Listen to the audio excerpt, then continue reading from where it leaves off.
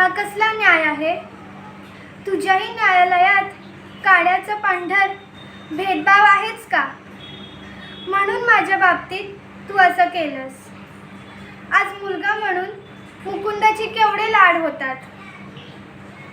त्याला सोनं आणि माझ्या पदरात कोळसा, त्याच्या तोंडी पाची पकवानं आणि मला शिळं सडलेलं अन्न. तो वंशाचा दिवा आणि मी पांढऱ्या पायाची. का? मी एक मुलगी आहे म्हणून. ना कधी आईच्या पदराची ऊब, ना कधी आजीची माया.